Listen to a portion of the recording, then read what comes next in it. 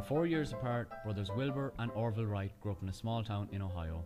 They shared an intellectual curiosity and an aptitude for science at a time when the possibility of human flight was beginning to look like a reality.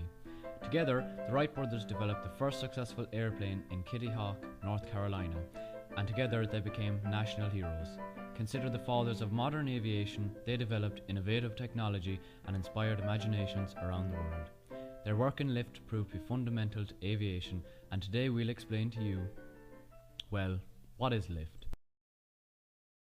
When the air strikes an airfoil at an angle rather than straight on, the air flowing over the upper surface speeds up, while the air passing below the wing slows down.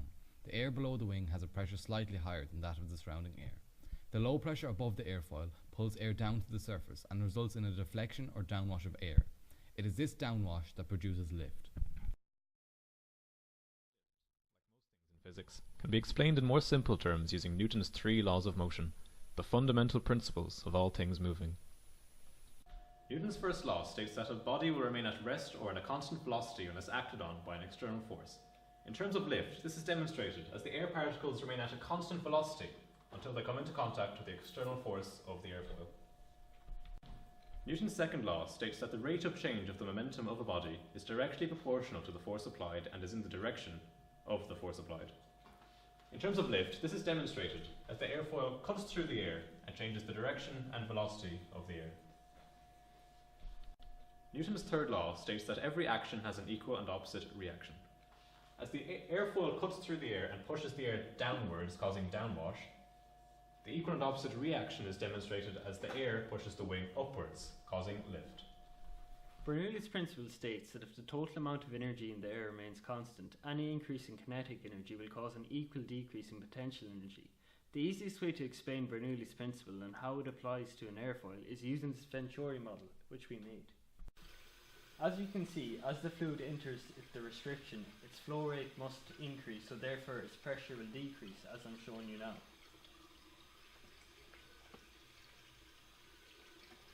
This is exactly what happens over the top surface of an airfoil, and it is also what Bernoulli's principle told us. You can also see clearly that the restriction is the same shape of an airfoil of a wing, and this is how Bernoulli's principle applies to an airfoil.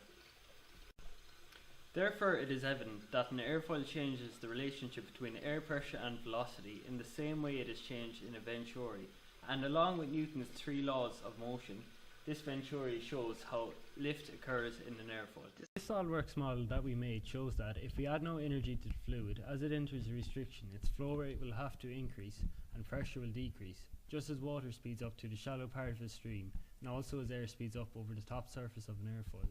Simultaneously, the impact of the air on the lower surface of the airfoil increases the pressure below. This combination of pressure decrease above and increase below helps to produce lift. The modern lift equation. L is equal to CL by rho by V squared divided by 2 multiplied by A. What do these letters mean? L stands for lift. Lift is measured in kilograms by meters per second squared, or newtons, N. CL is the lift coefficient. We'll touch back on the lift coefficient later. This is rho, not P. Rho is the air density, which is measured in kilograms per meters cubed. V squared is velocity, and this case stands for airspeed, which is measured in meters per second. A is area, in this case wing area, which is measured in meters squared.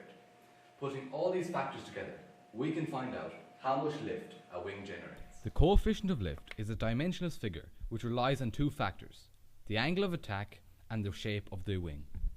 As we can see on this graph, the coefficient of lift and the angle of attack increase uniformly until they reach a certain point. This point is called the stalling point. The stalling point occurs when the air travelling over the wing begins to separate from the wing. This is when the Coanda effect is no longer in effect, and therefore no more lift is generated. After studying lift and how it's produced for over 2 months, I can confirm that humans still cannot fly.